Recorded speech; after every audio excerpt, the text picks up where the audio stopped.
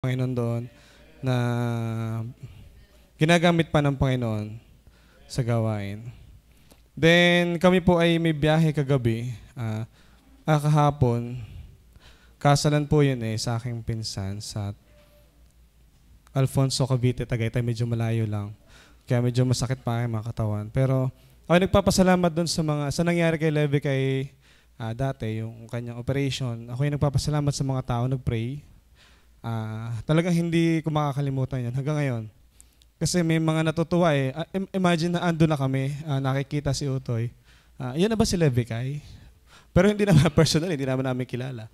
Kaya ako nagpapasalamat doon sa prayer fasting pastor. Salamat sa inyong group. Salamat sa mga group. Iba't ibang groups pala talaga nagpe-pray doon that time. Salamat sa Panginoon doon. Hindi lang prayers, kundi may mga financial na binigay. Kaya sabi ko nga ako hanggang ngayon, ang aking goal, sabi ko, Mami, gusto kong tumulong din. Kasi kita ko yung pinagdaanan namin dati. Basagin ko lang yung sa inyo. Pasensya. Dahil sabi ko nga imagine nagbabrowse ng Facebook, may mga nangangailangan. Sinesend ako ng GCash. Sabi ni Mami, sino yun?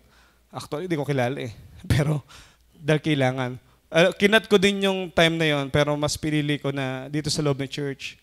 Sabi ko, ito yung kasama ko, ito yung nakikita ko, ito yung mas kailangan siguro ng, yung mas na maiintindihan ko kasi kita ko yun Siguro biyaya din yun sa time na yun na maramdaman ko yun.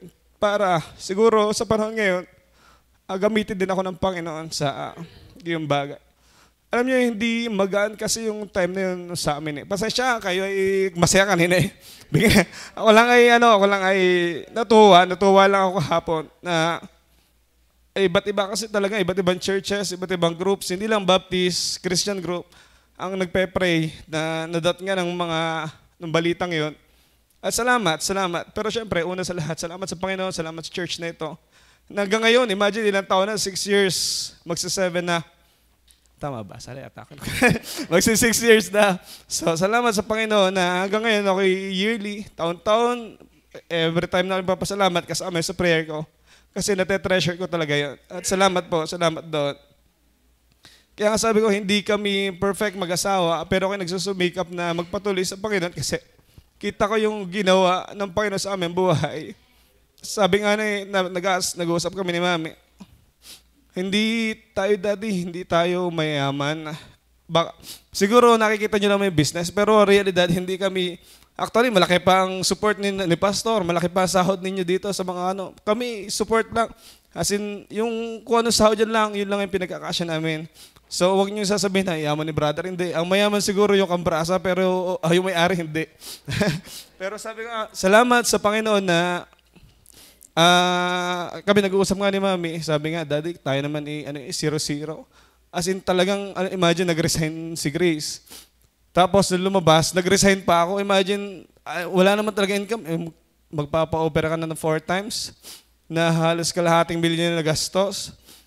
Wala naman trabaho. Imagine yung provision ng Panginoon doon that time. At ako yung nagpapasalamat. Higit sa lahat, hindi lang provision ng Panginoon, kundi talaga yung mga prayers din niya po. Ako nagpapasalamat doon.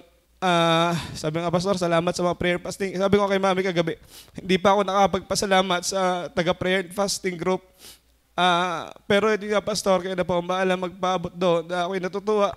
Kahit sino makausap ko, natutuwa sila. Nakikita nila ng ayos sa si Utoy. Maging ako'y natutuwa.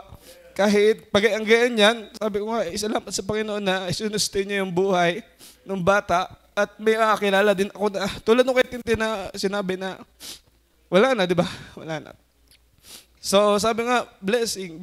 Kaya sabi ko sa Panginoon lagi na, Panginoon, kung ano yung binigay niyo sa akin, ite-treasure ko yun, alagaan ko yun, aking asawa, aking pamilya, ang church, ang ministry, ang shop, ang business, ang staff.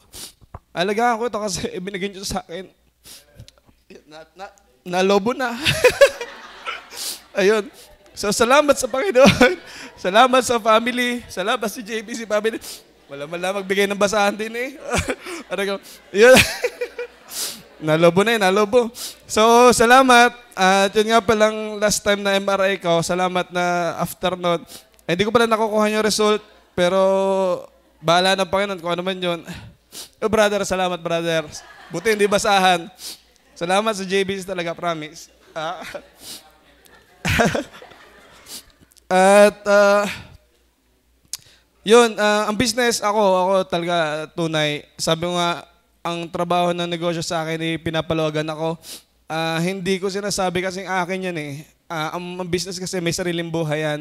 So pag kinuha naman ang kinahanan yan, mamamatay yan sa isang araw. So ang mangyayari dyan, talaga may sariling buhay yan, may sariling buhay kami. May sariling buhay ang mga staff namin. Salamat sa Panginoon na lang. Yung may biyaya ng asawa, sabi ko nga na siya ay nag-a-handle ng pera. Talagang pinamanage ko kung anong bahala diyan. Ako sa operation, basta ikaw dyan sa pagpera, sa budgeting. Ang biyaya na may asawa ka, hindi, alam mo yun, hindi nakahawak ng pera. Na parang iyo, alam mo yun, pag nakahawak, parang gusto ko ng ganito parang gusto ko ng biyaya naman ng Panginoon, hindi gayon. Ang iniisip pa, ako pa ang iniisip, wala kang ganito, bili kita ng ganito.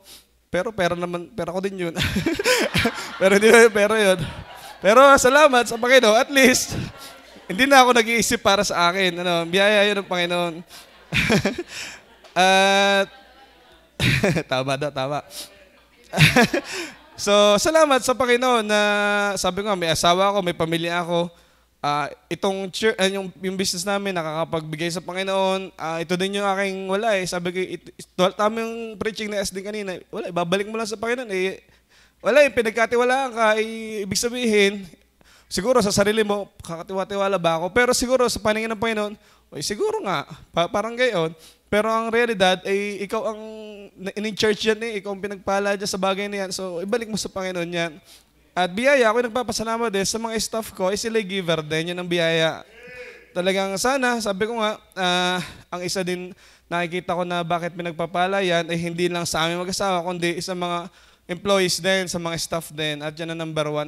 Kasi tayo mga Kristiyano, kaya pinagpapala ang company na meron tayo, kasi gawa nyo yan. Hindi gawa ng believer yan. Kasi kung hindi nyo gawa yan, hindi yan magsusustain. Yun inisipin din natin yan.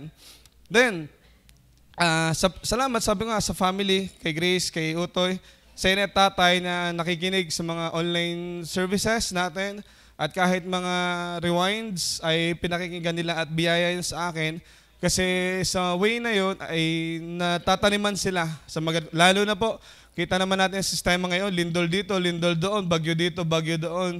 So hindi natin masabi at pinagpapasalamat ko rin sa Panginoon na hindi pa dumadating sa atin at huwag nung dumating sa atin yung ganyang bagay, hindi natin masabi. Pero sabi ko nga, ang Panginoon na bahala sa atin, sana nasa gawain pa rin tayo, makita tayo na sa gawain, naglilingkod.